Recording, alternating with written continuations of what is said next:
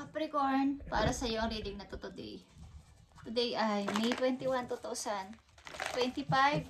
At para sa iyo ang message na to. Tingnan natin. Para sa lahat ng Capricorn, nabibigyan ng message today. Tingnan natin guys. Ang inyong mahahalagang mensahe. Okay, Capricorn.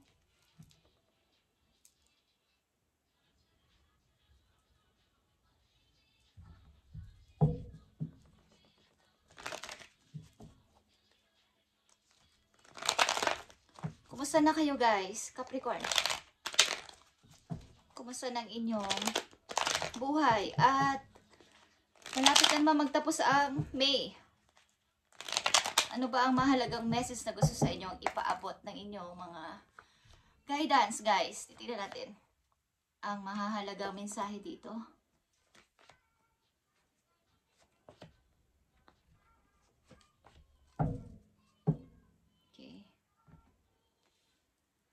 Unang message for you, grounding. Capricorn, go deep, explore your roots. Pag-isipan mo mabuti, ano ba mga dapat ko pang isipin o pag-isipan? Okay, pareho lang ba't ito ay malalim? Ibig sabihin, gumawa pa kayo ng mas nakakahanga pa na mga bagay-bagay sa buhay ninyo, yung mga hindi nyo pa nagagawa. Na parang sa alam nyo ay hindi nyo kaya, is explore nyo ang iyong sarili sa anumang bagay na dapat ay yung akala nila ay hindi mo kaya. Pag-isipan yung mabuti. Panandalian kayo mag-isip, maupo sa isang parang manahimik muna, magmuni-muni. Katulad ng isang puno, okay? Ni-explore niya yung kanyang ugat sa ilalim ng lupa na hindi nalalaman ng ibang tao. Na yung sa kabilang banda is tumubo ulit yung kanyang, may tumubo ulit na bagong puno. Pero hindi alam ng mga iba na yun ay, ito yung puno na yun. Kasi ugat niya rin yun. Ini-explore niya sa ilalim ng lupa pero walang nakakaalam. Sabihin sa inyong mga kakayanan is, mas palawakin nyo pang inyong skills, mas explore nyo pang yung mga kaalaman sa buhay, at huwag kayong mahiya. Nandito ang 6 of Cups and the Sun in reverse. Ibig sabihin, yung karapatan ninyong maging malaya at maging masaya sa buhay ay naka-reverse. Sapagkat andito kayo sa 6 of Cups. Pagbabalik tanaw palagi sa nakaraan. Pamimilit sa mga taong hindi na kayo pinapansin. Pagbibigay pa ng effort sa mga taong ayaw na sa inyo. Sa mga taong kayo ay niloko, sa mga taong kayo ay pinagdamutan ng pag-ibig, ng pagmamahal. Hindi lang sa pag-ibig, pagmamahal din, okay? Pagpapahalaga. Ulit-ulit yung binabalikan at sinusuyo, isintabi nyo muna to at explore nyo ang inyong sarili sa ibang bagay. Para malaman nyo na kayo pala ay marami pang dapat gawin bukod dito. Dahil ito ay naka-reverse ang inyong kaligayahan, ang inyong pag-unlad ulit, ang inyong pagkasaya ulit sa inyong sarili is hindi nyo napapansin. Okay guys, Capricorn, nandito ang you are strong beyond measure. Stepping into your power. Patunayan mo sa kanila na ikaw ay pwede ding maging leader. Manguna sa lahat. Sundan ng nakakarami. Katulad ng mga may mga followers sa social media. Okay? Sinusundan because meron kayong kakaibang kakayanan. May nakikita yung mga tao sa inyo na pwede kayong sundan, pwede kayong tularan, pwede kayong idolin. Is stepping into your power, Capricorn. 2 of Cups is here and the Ace of Swords.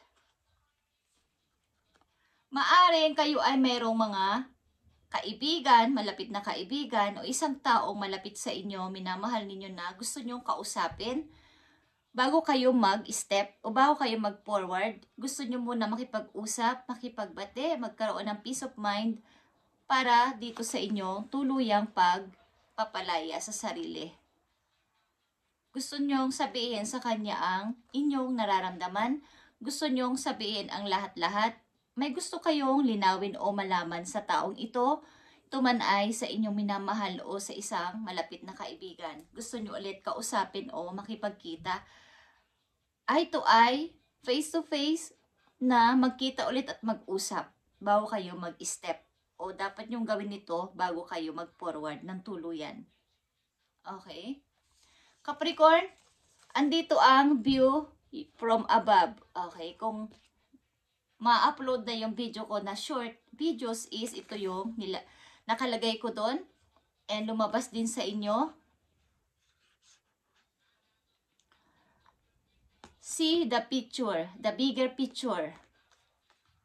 Get the big picture, okay? Ibig sabihin, mas magandang kung kayo ay magpipicture, magkukuha ng video, mas maganda yung nakatayo kayo, nakapwesto kayo sa mataas na parte ng lugar para makita nyo ang kagandahan sa ibaba.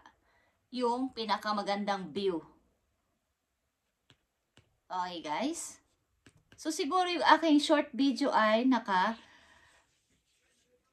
nakapaloob sa inyo o na-involve kayo doon. Capricorn, kayo ang tinutukoy dun sa message na yon. Tingnan ninyo ang kagandahan ng paligid mula sa taas. Kasi kung kayo ay nasa same yung patag, magpipicture kayo, di ba? Gusto nyo, minsan yung kayo ay nasa taas para kitang-kita nyo yung view sa baba. Kahit nandun kayo sa mga tourist spot, yung mga may magagandang tanawin. Mas magandang kumuha ng picture kung kayo ay nasa taas na bahagi ng place. Para kitang-kita yung view sa baba. Okay?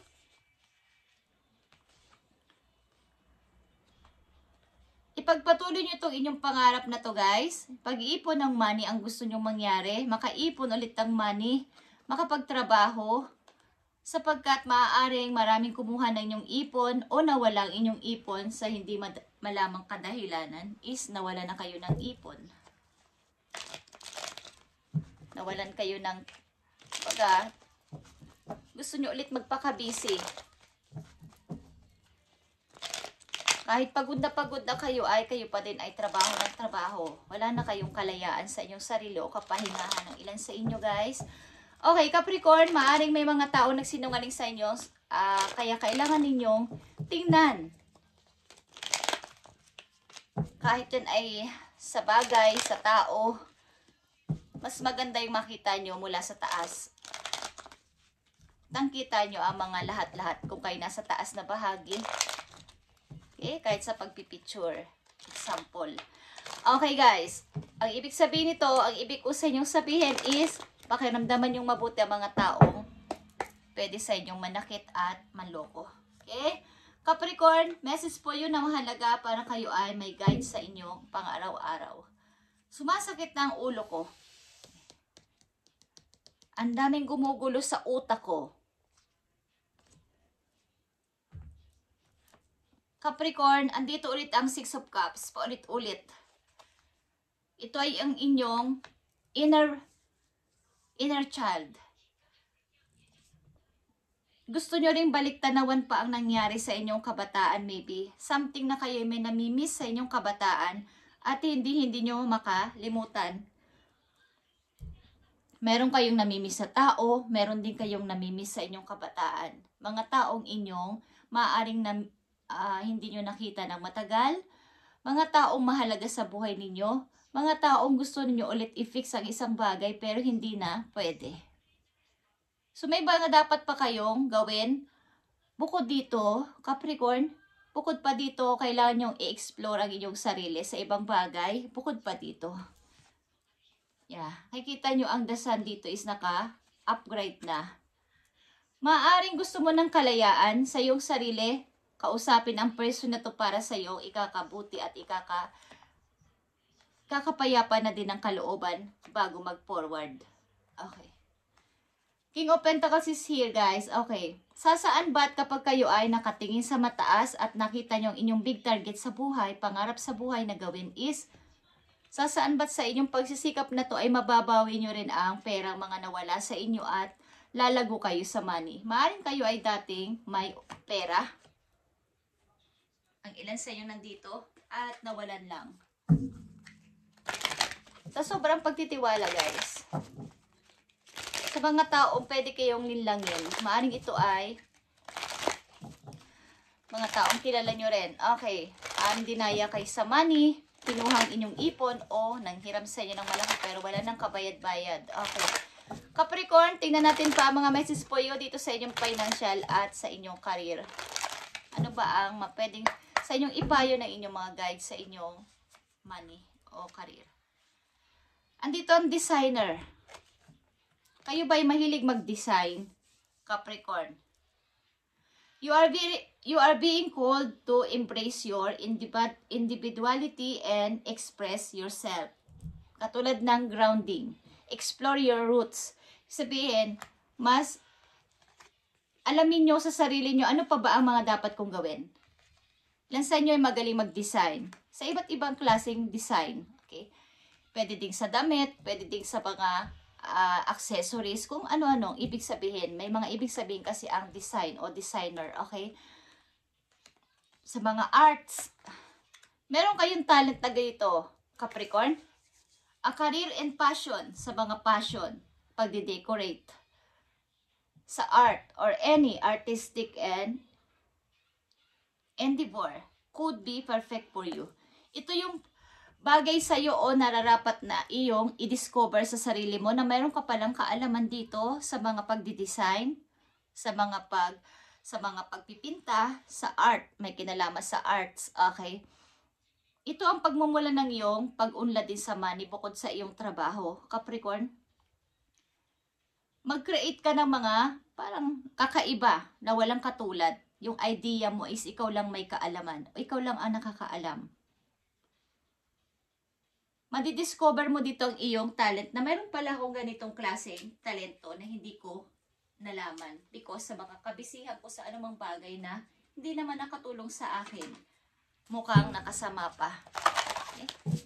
Kung ilan sa inyo guys ay kumbaga kayo ay nasa bahay at walang ginagawa, kumbaga wala na kayong trabaho, ano na kayo, retired na, okay? Is pwede nyo pang i-explore yung sarili sa anumang bagay na pwedeng may kinalaman sa pagdidesign, Capricorn. At dito kayo magkakaroon ng kaalaman, baga tataas pa ulit ang babalik ang inyong confidence sa sarili. Okay, ano pa ba ang dapat yung malaman, Capricorn? Nakikita nyo tong guys, turns is a wave together the crown you deserve.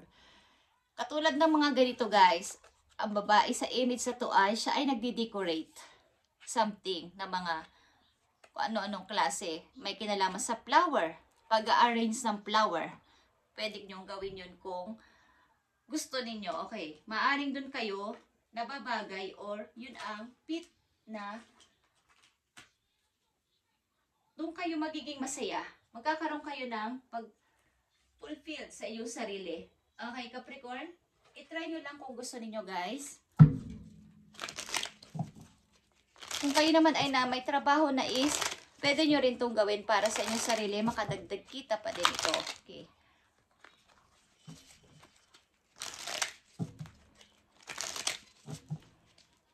Wala naman sa edad ang pagtupad ulit sa pangarap. Kahit ito ay ano pang inyong edad sa ngayon.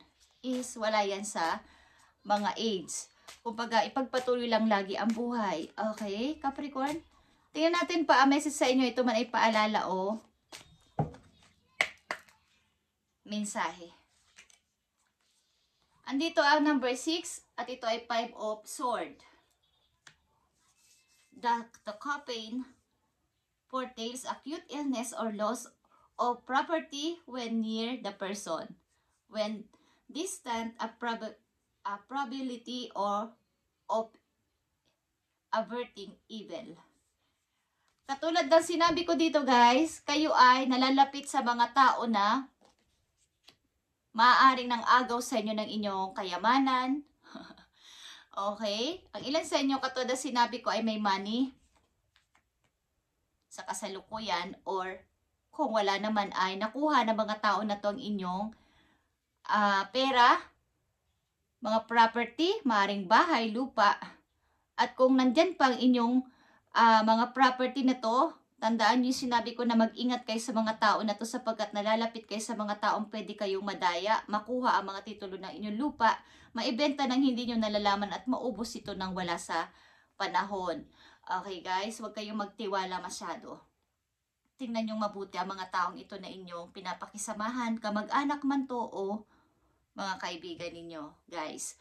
At kung kayo naman ay nasa malayo, ang person na to ay hindi nananahimik at lagi niyang, ano man tawag doon, inaadya na may mangyari sa inyong masama. Okay. So kayo ay mag-ingat. Okay, Capricorn, sapagkat ang ilan sa inyo ay may pera.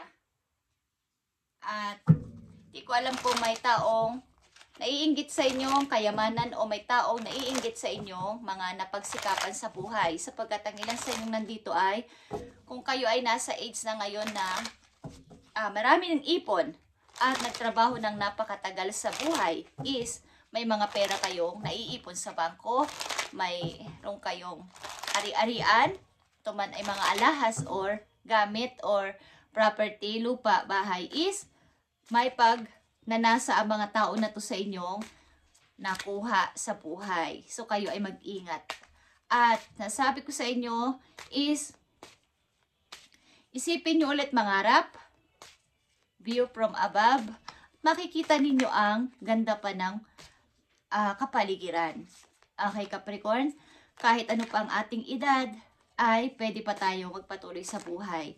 Maaring may mga namimiss kayong tao sa inyong pinagmulang lugar, namimiss nyo ang inyong kabataan, namimiss nyo ang mga inyong mga kaibigan dati, at gusto ninyo ulit silang makita at makausap bago kayo magpatuloy sa buhay. Okay. Message pa for you, Capricorn? Dalawang message sa iyo. Speaking of, the devil is here. May mga temptation sa paligid. At titignan natin to. Dalawang mahalagang message for you. Okay. The devil in the sun is here. Layuan nyo ang mga taong ito na pwede kayong masaktan or hindi kayo, speaking of layuan, putulin nyo ang connection nyo sa mga tao na to na alam ninyong kayo ay pwedeng masaktan at pwede kayong tanggalan ng kaligayahan sa buhay. Kumbaga happiness sa buhay. Hahadlangan ng mga tao na to. Ang ilan sa inyo ay, kung kayo ay maaring kayo ay magulang na, mayroon ditong magsisilang ng baby sa inyong mga anak. Kung kayo ay may anak na, may asawa na. Okay, ang ilan sa inyo ay may anak na lalaki at ito yung inyong kaligayahan sa buhay. Okay. Titignan natin to guys. Message sa mga Capricorn. Nandito ang dalawang message na good and bad. Guys, na side.